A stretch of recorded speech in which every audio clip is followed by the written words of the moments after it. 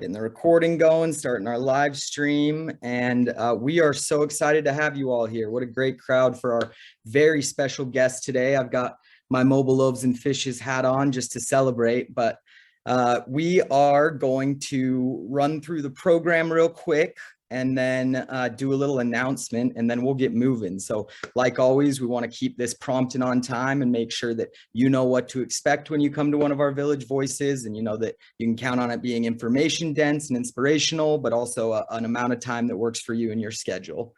So today, as I said, we have a very special guest.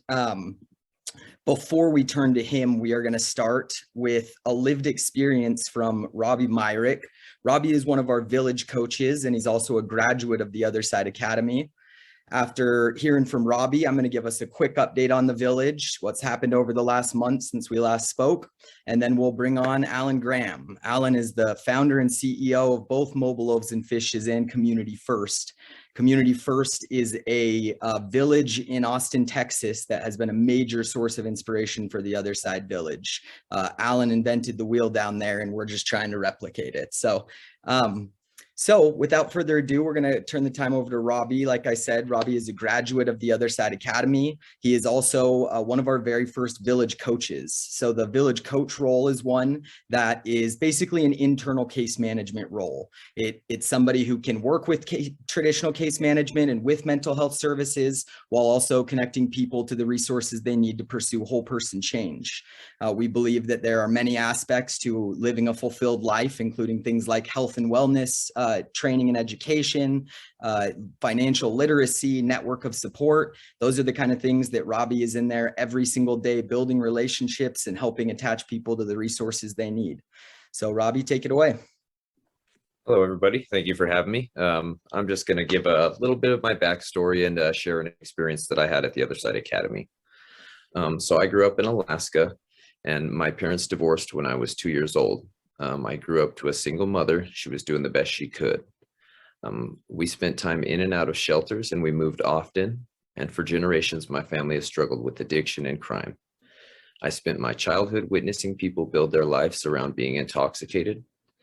I smoked weed for the first time at 7 years old, and by 16, I was using heroin.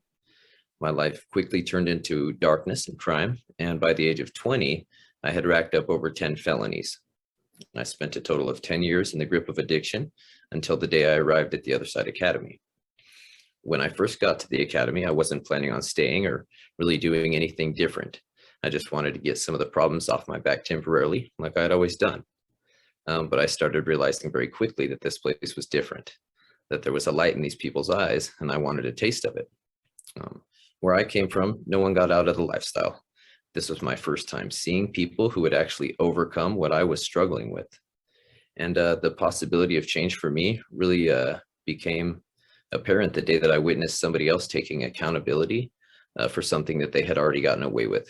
And it was at that moment that, I couldn't really fathom it.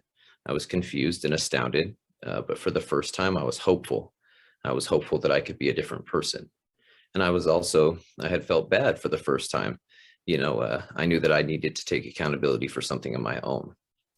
This was the first time in my life that I felt bad for something that, in my opinion, didn't affect anybody else. See, when I had came to the academy, I had brought some drugs with me, and I had used those drugs over the first few days, and I had never gotten caught. And the old me would have never thought twice about it, but the new me that was starting to emerge began to realize that the person that was really getting affected was me. I knew that if I wanted to build a new life, it had to be on a foundation of absolute truth.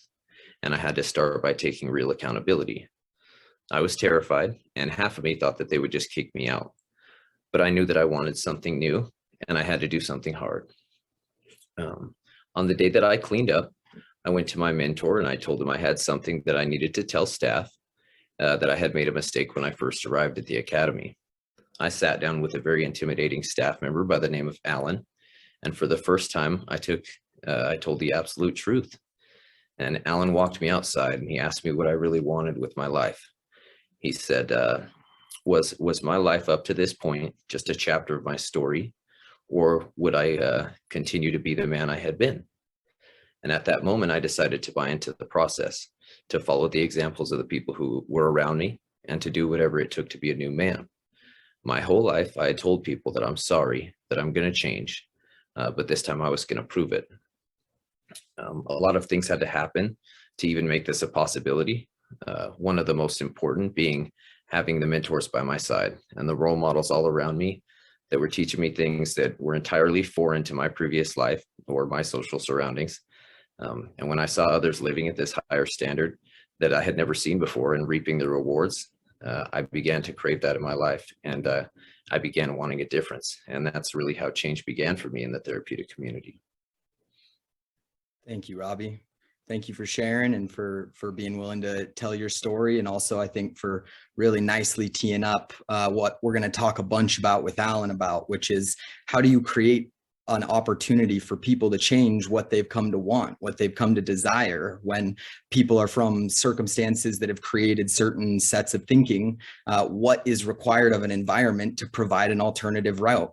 And I think that story is pretty powerful. So we're going to come back to that question when we get to Alan. I'm just going to spend the next few minutes giving us a quick update on the state of the village. And we have some exciting things to share with you. So this photo right here represents monumental progress for the development of the village. It's something that everybody on our team could not be more excited about. So that right there is the launch of our first social enterprise. That is the first cookie order that we fulfilled, 300 cookies delivered to the Other Side Academy for the ribbon cutting of their brand new facility. The cookies were absolutely delicious. They were a smash hit. We had a white chocolate nut cookie, and then we also had just a classic chocolate chip. But what was also incredible was that this was maybe our fourth time in the kitchen, and we got to where we were cutting our bake times in half. Our total amount of labor was down almost in half, and it's put us in a position where we are ready to offer our first product line to the marketplace. So we now have the Other Side Village Cookie Catering. So if you or you know of somebody who has an office space where they'd like to stock cookies for employees or for guests, if you know of an event coming up or a special celebration that you would like to not only have delicious confectionaries at, but also be supporting an important community organization and helping us both create self-reliance and build the systems that will allow people to change their lives.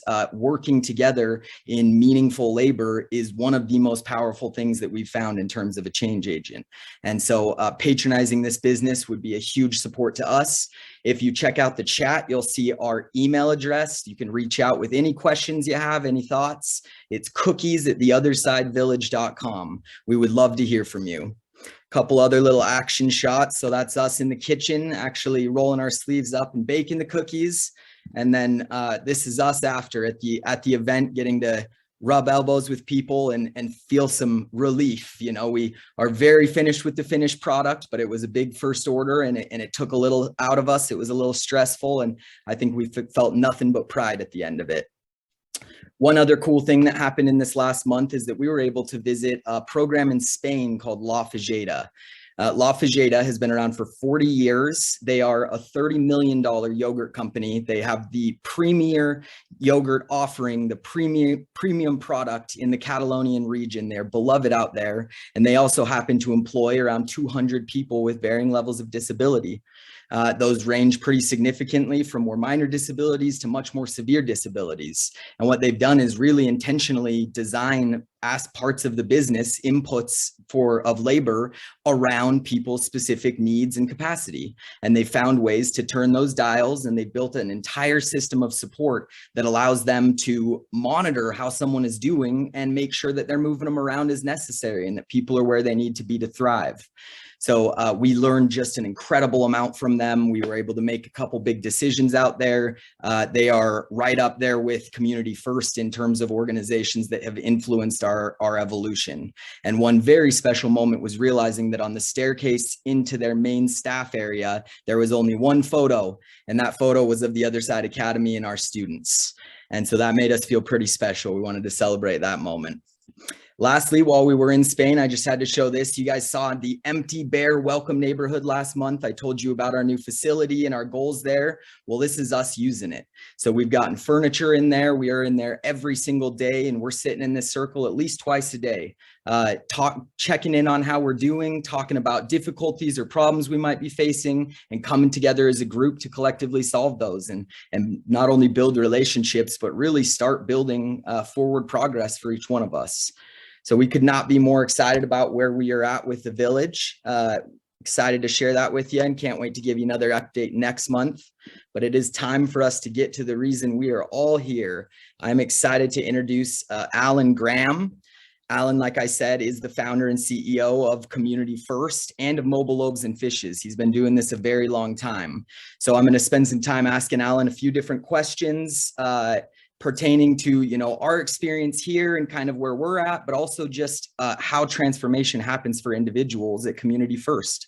Alan, thank you for joining us. Hey, it's great to be here, Samuel. Appreciate it very much. Honored. Awesome. Yeah. So I think what really the best place to start is kind of in this area that Robbie helped bring up for us, which is what's required and what a community can do to help people desire different things and change parts of their behavior. So you talk about that homelessness is caused by a catastrophic loss of family. I would love for you to just kind of explain that for us and then tell us why you believe community is the solution to homelessness. Well, Robbie articulated it really pretty incredibly well. Parents divorced when he was 2 years old, catastrophic loss, in and out of shelters, smoking pot when he was 7 years old, shooting heroin when he's 16. There was no guiding light in his life that protected him from the evils of what he was encountering. Not only the nuclear family, which had blown up for Robbie, but the Ford's family that was around him were people that were in the same situation that Robbie was in. And this is what we find exclusively in the population that we serve. And let me explain who that is for us in Austin, Texas. It's the chronically homeless, and these are unaccompanied men and women that have lived on the streets of Travis County for at least a year, are episodically homeless, adding up to a year over a 4-year period of time. The average age of the men and women that live in this community is 57 years old. 65% of our neighbors, Sam, have 2 or more comorbid diseases.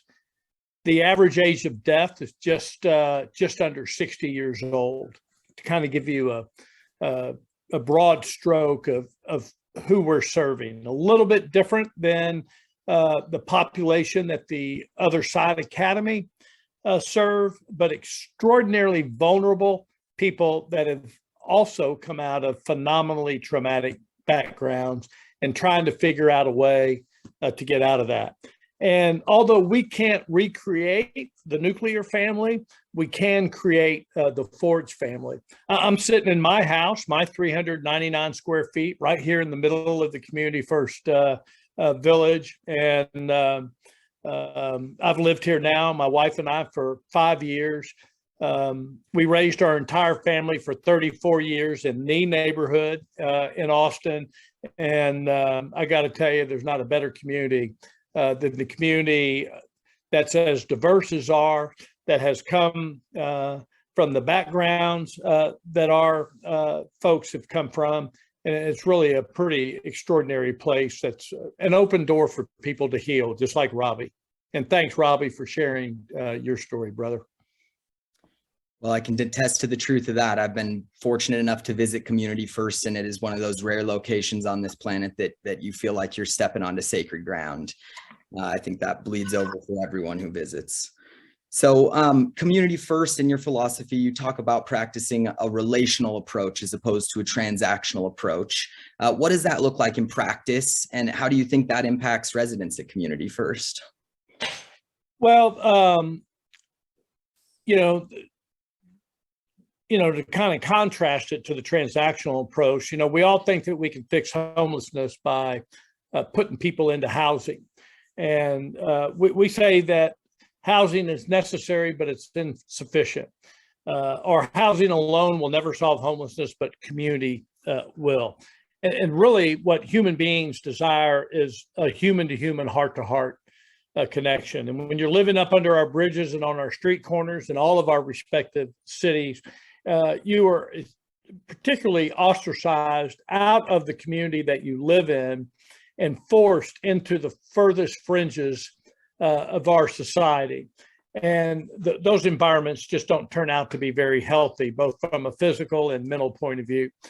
So our goal is to welcome people into the community, allow them to settle, to begin to heal from the ravages of living on the street. And let me tell you, the average number of years that people have lived on the streets in our neighborhood is 9 years, which means that, there are some people that are at least a year, but there are also people that have experienced homelessness for most of their lives, 3-4 decades or more.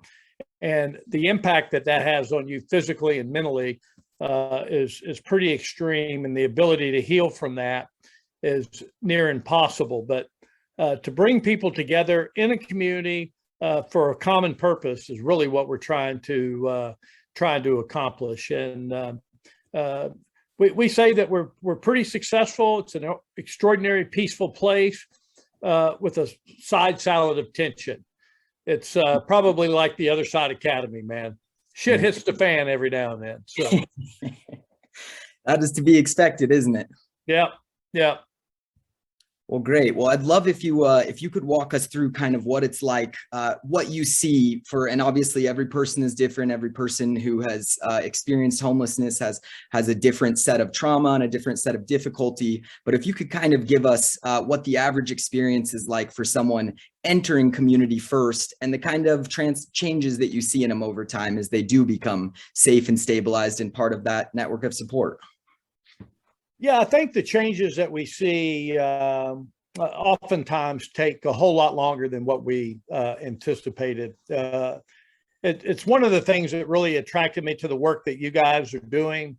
Your recognition that these 30, 60, 90-day programs, say, of recovery, are not that effective or effective at all. That it's really a whole person change, and it's going to take a long period of time, for you guys around a couple of years period of time. And that's not unlike what we witness here in the village. Even though we're not a place that's trying to get people to sobriety, we're trying to get people to settlement.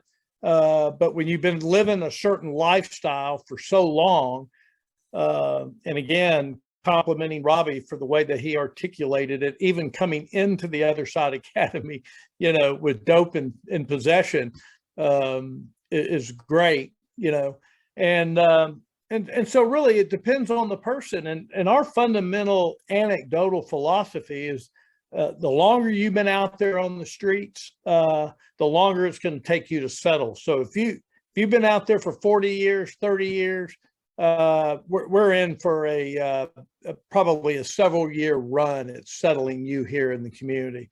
If you've only been out there for a year or two, it's possible for you to settle in a couple of months. And so that's kind of what we anecdotally see. That makes a lot of sense. So talk to us, one of the parts of your model that I think was just made immediate sense to us that we've adopted and ran with is the way that you use the village to provide consistent access to services, to a variety of services that are needed and especially for people who've been on the street and been chronically homeless, services that have just been nearly impossible to access in a consistent enough manner for them to do what they're supposed to do. So just talk to us kind of about the services you offer and what you see as being so vital there.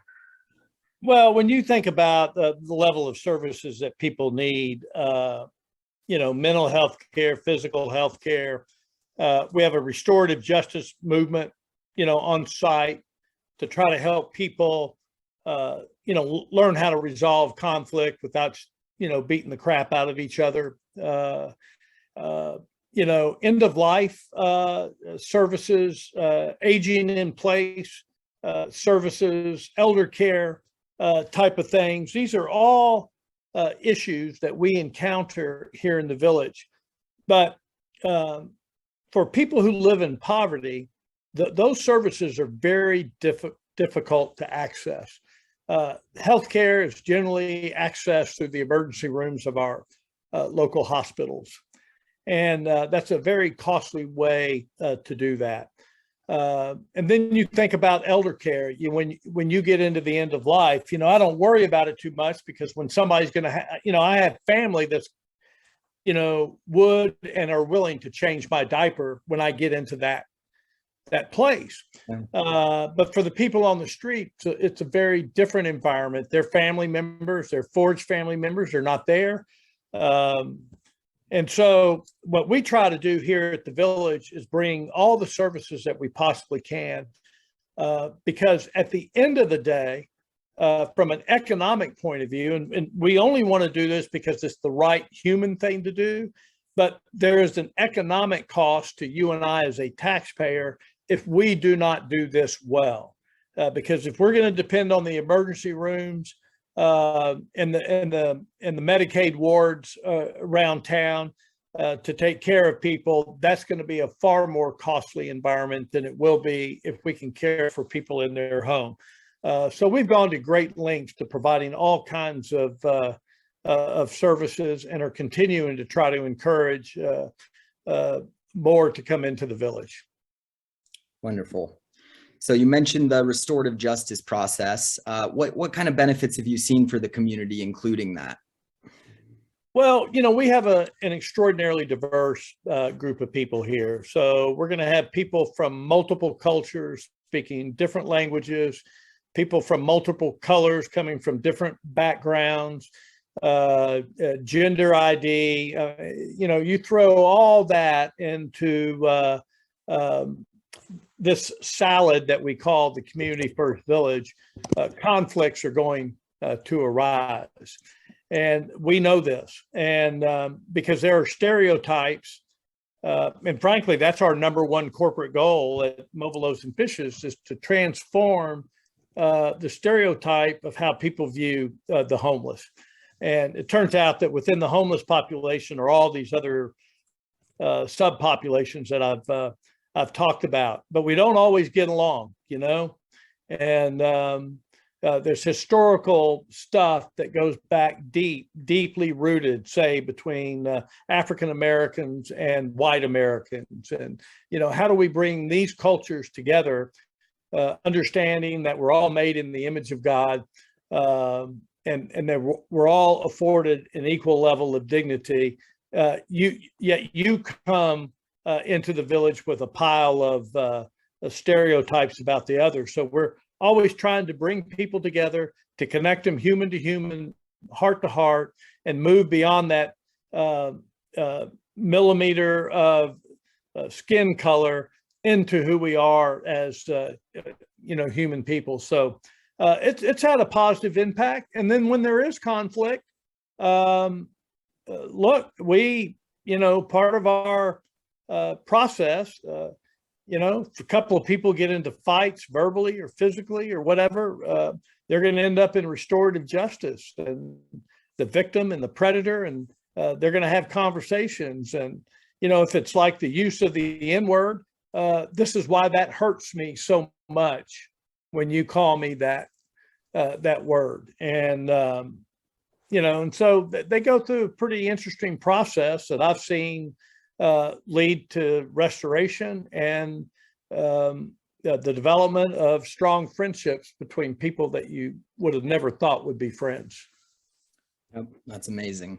And we've picked up and ran with that part as well. We are on the way to including a specific restorative justice piece ourselves.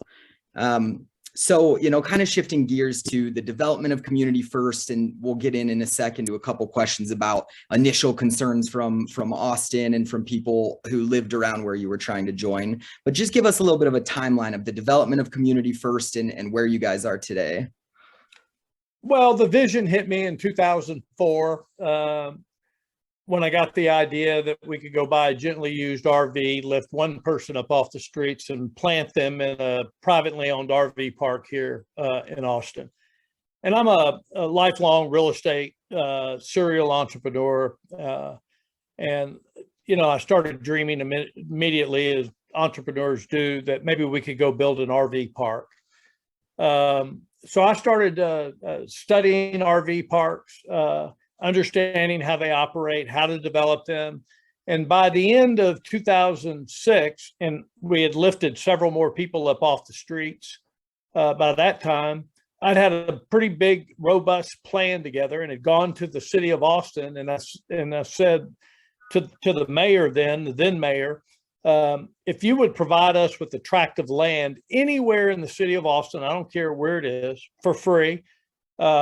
All I need were the entitlements and reasonable access to public transportation. I'll go raise all the money to build this community. And the city jumped onto that. And in April of 2008, the city council voted unanimously to grant us a long-term ground lease on 17 acres. That's about a couple of miles from where the village is right now. And but then in July of 2008, the sponsoring council member and I went to a neighborhood meeting that absolutely blew into Armageddon. The NIMBYs came out in force. We were assaulted, spit on. We had to be escorted by law enforcement out of that meeting.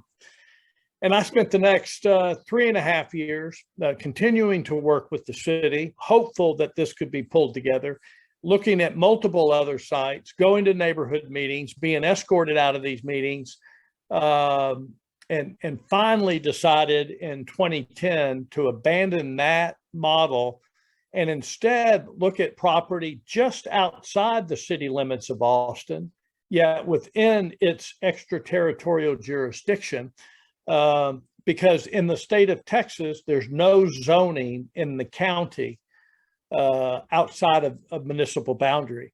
And that's where the not in my backyard people have the greatest leverage. This is not an appropriate land use for my neighborhood, they will say. They won't say, we don't want those people because that's against the law, actually. They will just say, this is not an appropriate deal and it's going to provide crime and lower our property values and all that kind of stuff. So I went under contract on a piece of property in 2010, closed it in 2012, got the entitlements in 2013, broke ground in the fall of 2014, moved our first neighbor in the fall of 2015. And, you know, now here we are a few years later talking about this deal in Salt Lake City, which we're just pumped about. So the rest of the country is starting to see this, and we have many other replicators that are in the same situation that you guys are in. Yeah, we are not the first, are we? No, but you will inspire others. I will promise you that. That is our dream. That's our goal. Yeah. Yeah. So, then, you know, you mentioned a couple of the top concerns. Obviously, we're encountering the exact same concerns in our community. Things like crime, things like property value, things like drug use and needles around. So, what ended up happening with those concerns? How did those bear out over time? Well, in 2010, when I bought the property, immediately contiguous to us is a 650 unit single family neighborhood called Woodland Hills. And at that time, the oldest home in Woodland Hills might have been 8 or 10 years old. And they were still building out the neighborhood. And you could buy a house for $140,000 there in 2010. And 2022, I don't think you can buy one for less than $450,000. So that's what happened to property values. On the crime side, there have been 0 crimes committed by any member of our community reported in that neighborhood next door. Now, we've had plenty of bullshit here internally, you know, just by the nature of our community, but, you know, no gunfights at the OK Corral, just normal stuff, primarily related to drugs and alcohol. But there have been 10 reported crimes from the people from Woodland Hills, a nice neighborhood in our community. They've stolen our golf carts, our Polarises, shoplifted out of our market, stolen bicycles, that kind of stuff. So really, when you build your deal, the razor wire's got to go towards the other neighborhood to keep them from coming into your neighborhood. So don't do the razor wire. So yeah, that's a pretty amazing fact right there. We love that one. So, yeah. and I'd love to, in a sec, open this up to a more general question answer for other people to jump in, but I'd love for you to just kind of tell us, because I think it's inspirational for where we're at. Where are you at today in terms of scale, and where is Community First headed?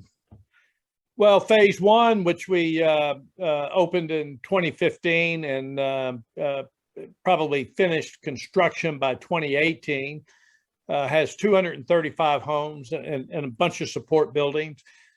Phase two, we broke ground in 2018. We'll be through with that next year. We're about 3/4 of the way through. It's occupied. It will add another 310 homes. So that's a total of about 540 homes-ish. And then over the past year and a half, we acquired 127 acres, 51 of it across the street from where we are, and another 76 acres, about 15 minutes. Those are in the planning process. We'll have permits for those in about late September-ish. And then this past November, we launched a $150 million capital campaign and have raised about 132 million of that.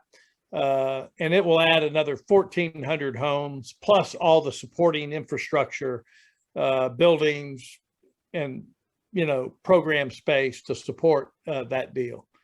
So going great. Yeah, just incredible numbers. I mean, with the new phases, scaling to quadruple your current size, correct? Yes, correct. I mean, just really incredible. So really appreciate you taking some time to answer my questions. I would love to open it up more generally. As people have questions, drop them in the chat and I'll read them out. Drop them in the Q&A, or just raise your hand and we'll be happy to bring you on so you can ask your question yourself.